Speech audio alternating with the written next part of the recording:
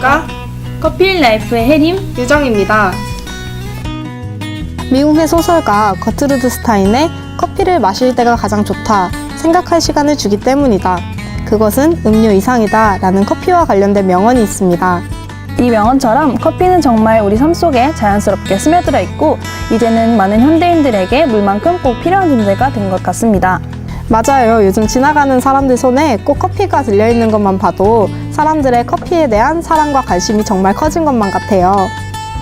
그래서 오늘 커피 앤 라이프 시간에는 우리가 그동안 궁금해했던 커피에 대한 궁금증들을 함께 해소하고 잘 알지 못했던 커피에 대한 다양한 이야기를 여러분께 들려드리려고 합니다.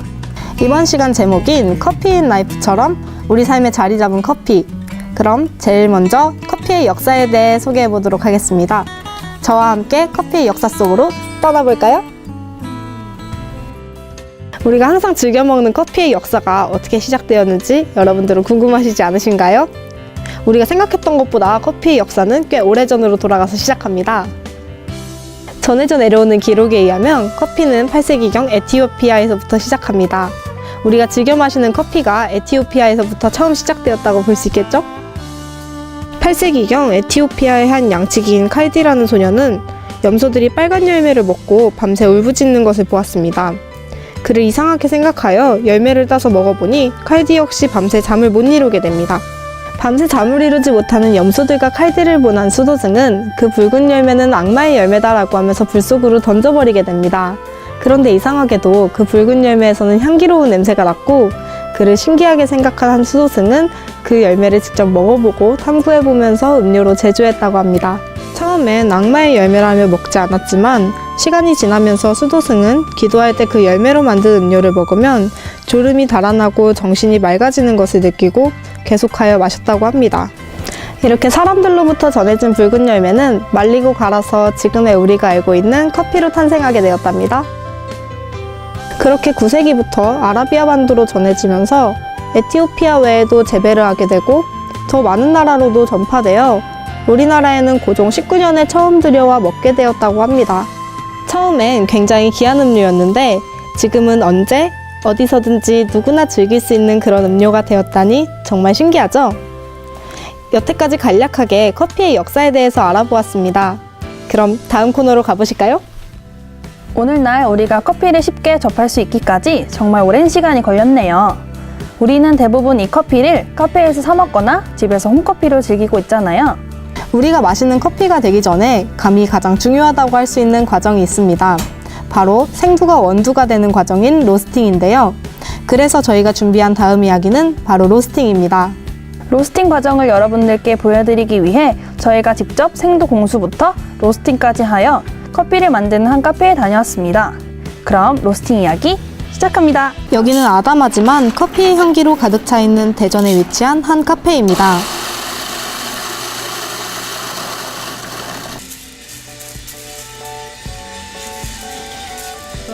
신맛이 많이 나는 생두가 있고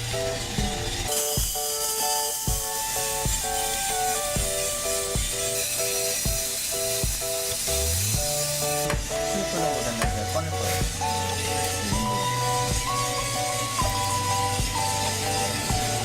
이 정도? 네, 맞습니다.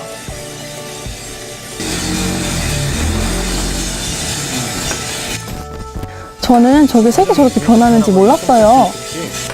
아, 저런 식으로 볶아져서 나오는 거였군요.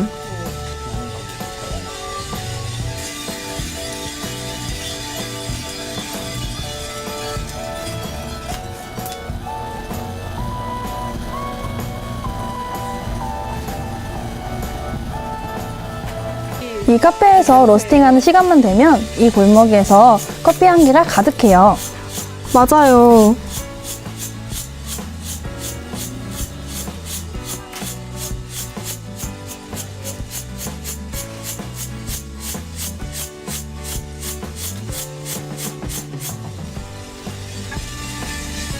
사장님이 로스팅 과정 내내 자리를 비우시지 않고 앞에서 계속 원두를 확인하면서 하시더라고요.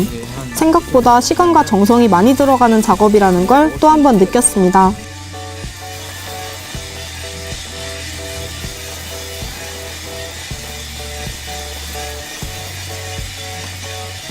저희가 촬영 후에 로스팅 과정마다 원두의 변화를 보여드리려고 한번 가져와 봤어요. 지금 보이는 원두의 순서대로 로스팅은 하면 할수록 생두의 노란빛에서 우리가 알고 있는 원두의 색으로 점점 짙어집니다. 또한 그 과정 속에서 원두는 열에 의해 팽창하여 점점 크기가 커지게 됩니다. 생두랑 원두의 모습은 각각 알고 있었지만 이렇게 변화하는 과정을 직접 보니까 더 신기한 것 같아요. 커피의 인기를 직접 알아보기 위해 저희가 길거리로 나가서 시민분들의 일주일 커피 수요량을 알아보았습니다. 현장에서 4회 이상의 스티커를 붙여주신 분들에 한해서 인터뷰도 진행해 보았습니다. 그럼 함께 보실까요? 여러분은 일주일에 커피를 몇 번이나 드시나요?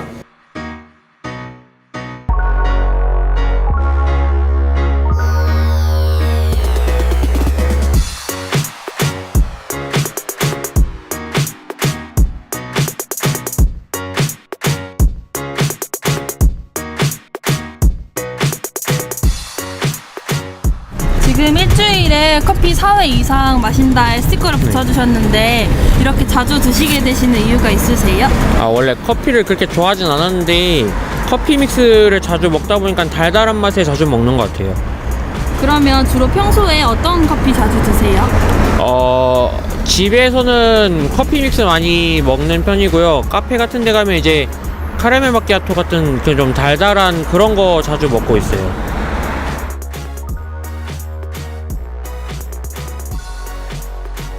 지금 4회 이상 커피를 드신다고 스티커를 붙여주셨는데 평소에 이렇게 자주 커피를 드시는 이유가 있으신가요? 저 주로 집에서 컴퓨터 할 때, 그럴 때 야간에 좀 하는 경우가 있어서 그때 덜 피곤하려고 커피 마시는 것 같아요. 그러면 본인이 생각하시는 커피의 매력이란 뭐가 있을까요? 방금 전에 말한 대로 약간 피곤할 때 좀 더 사람을 덜 피곤해지게 하는 거, 그게 가장 큰 매력인 것 같은데.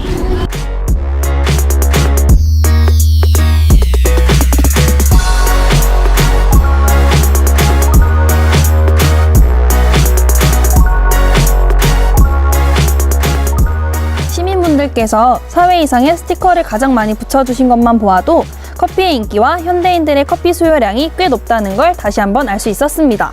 그만큼 요즘은 홈커피도 카페커피 못지않게 잘 나오는 것 같아요. 맞아요. 이렇게 홈커피도 카페커피만큼 맛있게 즐길 수 있게 된 건 많은 사람들의 커피에 대한 사랑이 높아져서이겠죠? 이번엔 이런 커피의 인기를 실감할 수 있는 한 현장에 다녀왔습니다. 바로 지난 11월 서울에서 열린 카페쇼 현장인데요. 행사의 엄청난 규모와 인파에 다시 한번 놀랐습니다. 그럼 그 핫했던 현장으로 고고! 네, 그럼 가보실까요?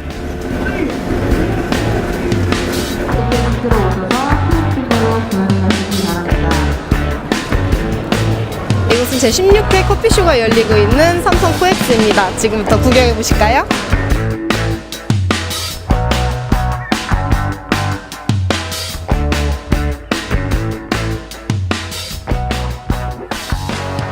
이곳에서 직접 원두도 만져보고 시음도 해볼 수 있다고 하는데요. 네, 감사합니다. 시음해볼게요. 향이 진짜 좋은데요. 여기 이 핸드 로스터기가 저는 제일 인상 깊었던 것 같아요. 집에서도 생두를 볶아 먹는다는 건 생각지도 못했거든요. 가스불 위에서 핸드 로스터기로 직접 생두를 볶아서 집에서도 홈커피로 즐길 수 있어요. 이건 저도 보고 놀랐던 건데요. 우리는 항상 커피를 내려 먹는다고 하면 무거운 기계들만 생각했잖아요. 근데 저렇게 간편하게 들고 다닐 수 있는 캠핑용 에스프레소 머신이 있더라고요. 그냥 꾹 누르기만 했는데도 에스프레소가 나온다는 게 정말 편리한 것 같아요. 저희가 이렇게 커피쇼 관람을 마쳤고요. 저희가 자주 먹는 커피가 이렇게 세계인들의 많은 관심을 꾸준히 받고 있다는 것을 다시 한번 느끼게 된 계기였습니다. 그럼 이제 저희는 집으로 갈게요. VCR만 보았는데도 그때의 현장감이 아직도 생생하네요. 커피로 하나 되는 전 세계인들의 화합의 장 같았습니다. 저렇게 점점 홈커피도 발전해가고 있는 것 같아서 커피를 좋아하는 저희들로서도 정말 좋은 점이었습니다. 저렇게 간단하게 만들어진 커피도 정말 맛있었어요. 요즘 커피 트렌드는 커피가 우리 삶에 가까워진 만큼 집에서 간편하게 직접 해먹을 수 있는 거라고 합니다. 그래서인지 커피를 사랑하는 사람들이 방문한 곳인 만큼 트렌드에 맞춰 간편하게 직접 해먹을 수 있는 제품들이 눈에 많이 보였습니다. 앞으로도 커피의 변화가 어느 쪽으로 변화할지 정말 기대됩니다. 자, 이렇게 많은 사람들의 사랑을 받고 있는 커피. 그런데 이런 커피를 좀 더 건강하고 맛있게 마실 수 있다면 좋겠죠? 그래서 이번엔 커피의 이로운 점과 부작용에 대해 여러분께 이야기해 드리려고 해요. 평소 커피를 좋아하는 분과 그렇지 않은 분을 모셔서 인터뷰를 진행해 보았습니다.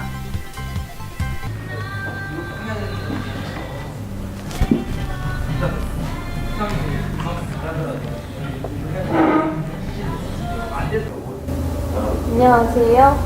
네, 안녕하세요. 네, 엄청 좋아해요. 대략 아침에 일어나서 한 잔 마시고, 점심 먹고서 한 잔, 중간에 한 잔 마시고, 이 정도 사이즈로 한 4잔 정도 되는 것 같아요. 일단 물보다는 확실히 맛있잖아요. 그래서 물 대신에 커피를 마시기도 하고, 일단 향이 좋으니까 마시게 되는 것 같은데, 이제는 습관처럼 마시는 것 같아요. 그럴 때는 조금 많이 스트레스 받아요. 예를 들어 어디 가서 여행지 같은 데 갔을 때도 카페가 없는 나라가 있거든요. 그런 데 가면 커피 못 마시면은 초조해지고 불안해지는 약간 그런 경향이 있어요.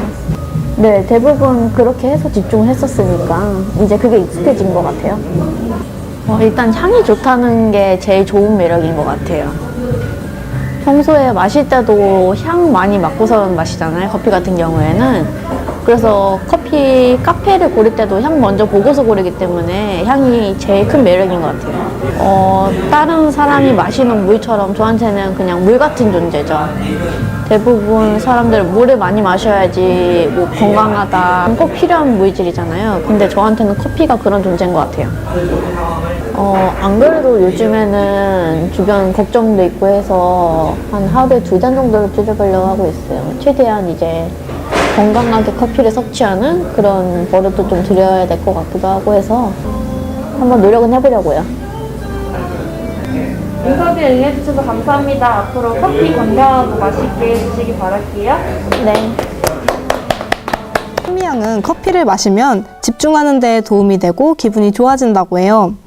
커피에 들어있는 카페인 성분이 집중력을 높여주는 데 도움을 줘서 이러한 효과를 보기 위해 시험기간처럼 밤늦게까지 집중해야 하는 때에 커피를 자주 마시곤 한대요.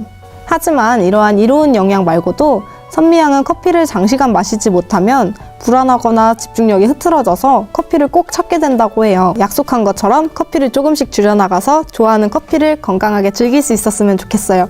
화이팅! 이번에 선미향과는 정반대로 커피를 마시지 않는 보경양을 만나보았습니다. 안녕하세요. 네, 안녕하세요.